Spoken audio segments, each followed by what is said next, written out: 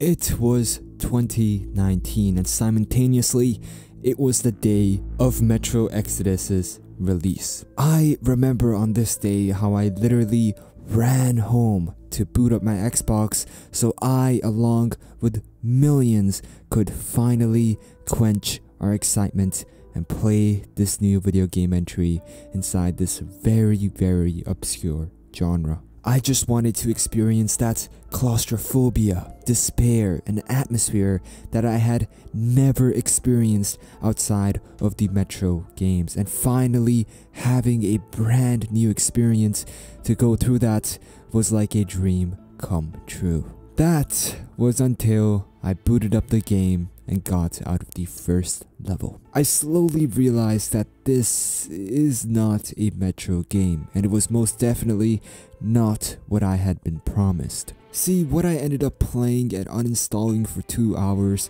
was a boring A to B fetch and deliver quest that had very little to no identity of what it used to be, and as I went to sleep that day, the only memory I had was the disappointment I garnered from the whole 2 hours of my day. It's been about 3 years since that disappointment, and a few weeks ago, I decided to finally give Metro Exodus another shot. And unfortunately, even though I have completed the game now and I have a general idea of why it has such a huge fan base, I still can't bring myself to justify such an outdated open world.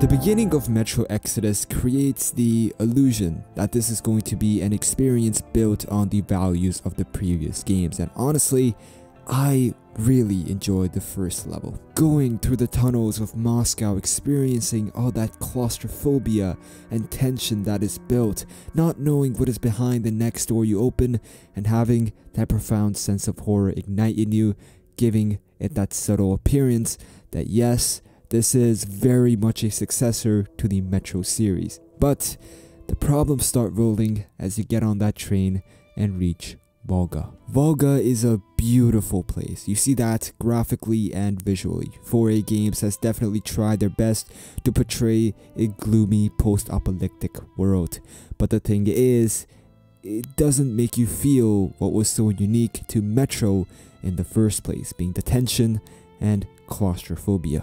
See, as you run around this open world, the nostalgia of the previous Metro experiences leaks in. You still feel that tension a little bit in a sense when opening doors, going through houses and facilities, but as that wanders off, the true reality is exposed to you, that there is literally nothing to be scared or tensed about in the game. It pretty much turns into a marker A to marker B and eliminates any sort of horror that may be involved. What made the original Metro games differ from your average hallway shooter was the tension they built, the absolute horror of having no idea when a jump scare can come out at you and make you pause the game.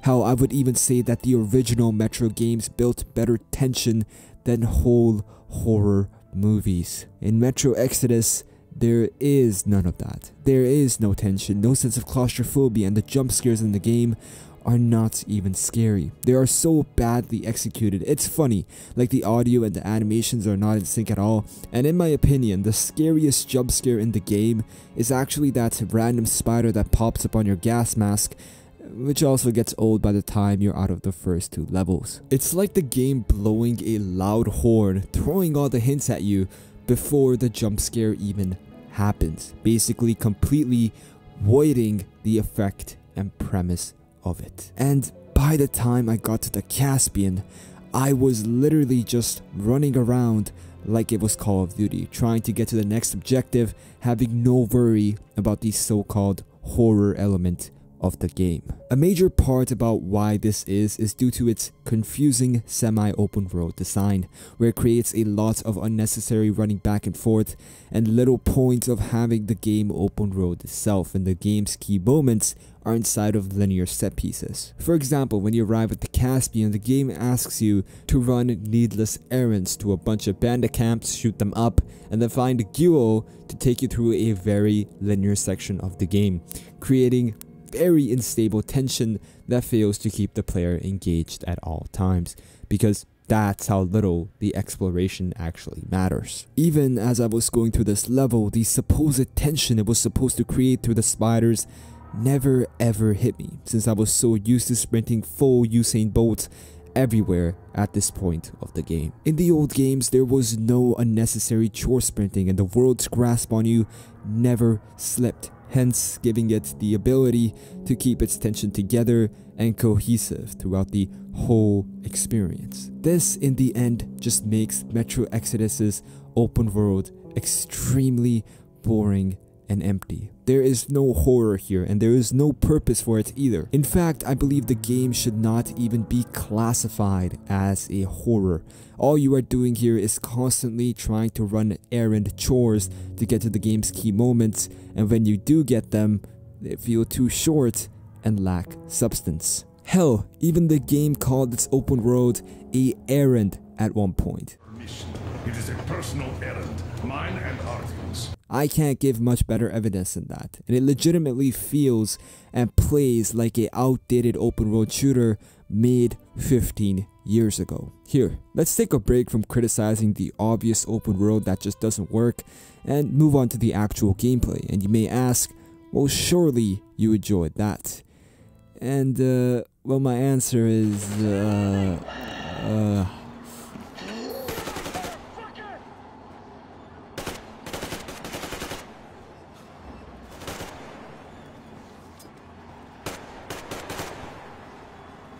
Metro Exodus's gameplay is the definition mediocre. Yes, I said it. It follows a similar pattern of Rockstar's design of go here, hold this button for 10 times, press this button to stealth and go get some garbage and bring it back. Except that Rockstar actually has a few redeeming values like their AI, which here is something else.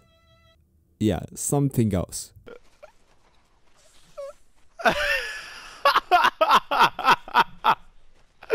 Oh no! What the fuck?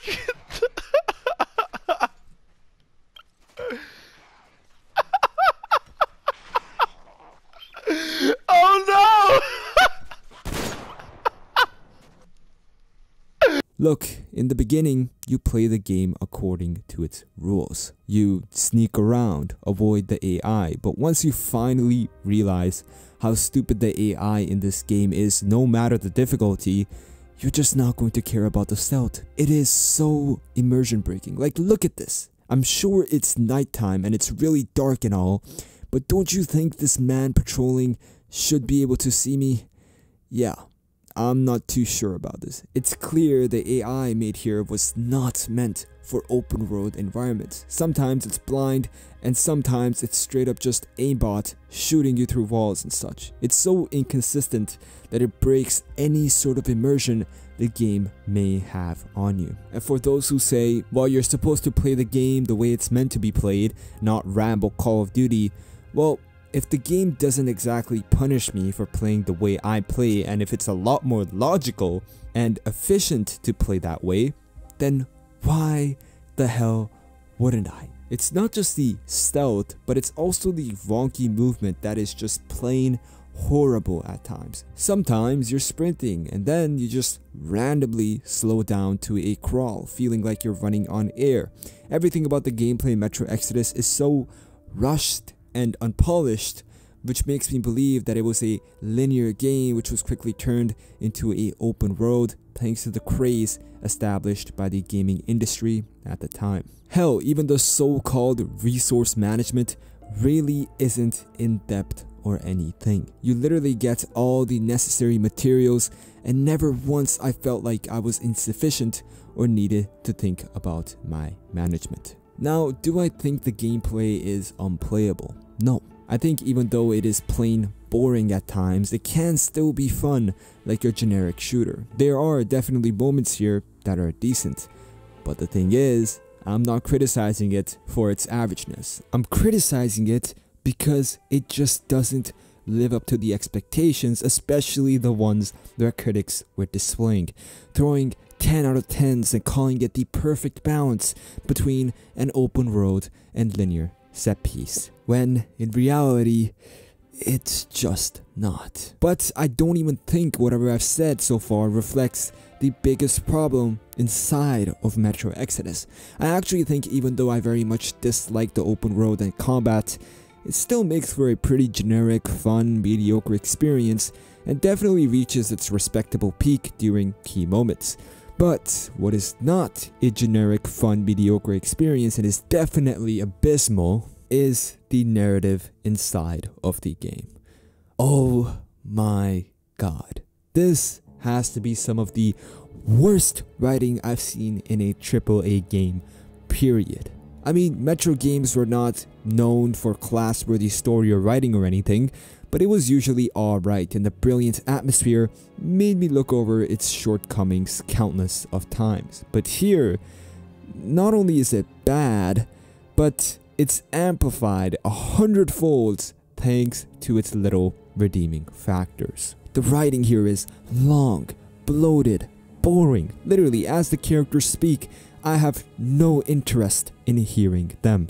They just babble and babble and babble on. And first I thought the dialogue was just too long, but as I was checking my video recordings for this review, I realized in fact they didn't stretch out longer than 3 to 4 minutes each session, even though they felt like an eternity. And I realized why this is because the writing in general has very little to say. Like, there's no recognizable point any of the characters make, and frankly, I just want it to end. I usually zone out or start looking at my phone because I know that in 5 minutes of dialogue, there's perhaps 5 seconds of actual substance. It just feels like it was bloated and bloated and bloated to make the game longer and deeper than it really is. Also, the voice acting accompanying the dialogue is quite amateur, I have to say.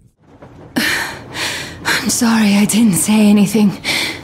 What are you talking about, baby? All the words, all the sentences are always just spoken in a very forced way where it just doesn't sound natural and does not flow at all. And while I'm not going to rip up the game for the quality of the voice acting too much, because even bad voice acting can make good writing shine, and frankly, there's neither of the two here, which makes quite the boring experience inside of the narrative. There's also the puzzling fact of why Artyom is a silent protagonist. C4A games try to take a very linear narrative to turn it into some RPG, where it tries to make you believe you are Artyom while having no other RPG elements. Also, Artyom talks in the loading screen, so why not in the game? They managed to trap me in their half-flooded church. I have no idea what they would have done to me had they actually captured me. It just ridicules the purpose even further of being Artyom, because in a sense, you already kind of make up his identity through his voice. It's genuinely stupid and there's no good reasoning on why it was built like this. There's actually a scene where Stefan asks you to convince Miller to let the hostages travel with you. And then Artyom goes into the room and some other dude comes out and explains it for you, but then congratulates you for explaining it. And this was genuinely the scene where I died laughing, and it really highlights the silliness of having a silent protagonist in a game like this. I'm not going to lie, as I played for the first hour, I believe the plot of this game actually had a lot of potential. Exploring the post-apocalyptic Russian world with NATO forces roaming around, all while you journey around trying to get in contact with the surprising still standing government. But the problem is, the game never sticks with something. Sometimes the so-called government are actually cannibals, or no, apparently the radiation levels are actually wrong on the map, and now there's no point in going there. Every single time there is some stupid plot twist, which also becomes so predictable that it's unpredictable. Like, I genuinely start thinking, maybe this time they will actually stick with the storyline and progress it, even though I deeply know inside there's going to be some stupid plot twist that's going to take away the little connection I finally started to make. Like 4A games, make a purpose for the game and stick with it. Stop trying to merge 10 different storylines together and then rush it into a 12-hour game. If this game was longer and actually allowed this stuff to develop, we could have had a fantastic narrative on our hands, but it doesn't, and just awkwardly keeps moving on and on. Like, look at this cutscene at the end when you're leaving Taiga. It legitimately feels like it was paced by a 7-year-old who only watches nursery rhymes. Artyom, how could you? And you are a liar. I don't want to know you anymore. Olga, I'll be back! You'll be dead if you do. Artyom, let's go! Did you really kill them? Why? They're just like little kids, these guys! Why? Artyom...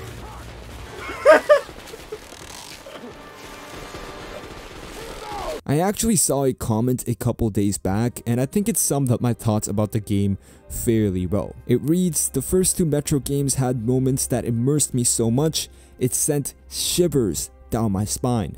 This game starts off with a plot that makes you think, wow, shit's about to hit the fan. But then all you do are run milk errands in empty sandbox maps for gas and train repairs in between hours and hours of boring dialogue until the big finale of walking past monkeys that ignore while you hallucinate and grab antibiotics." To me, Metro should have stayed Metro. It was always about the tunnels inside of Russia more than the open sky, and 4A games had mastered a genre that needed more affection, but rather than using their mastership, they decided to become an apprentice tackling on this open world, which they clearly have no idea on how to develop. The game Anywhere You Go gets lots of praise. You've probably seen reviews from huge channels and publications, but the thing is, even though a lot of positivity exists, if you go deep enough, you realize a lot of negativity exists around this as well,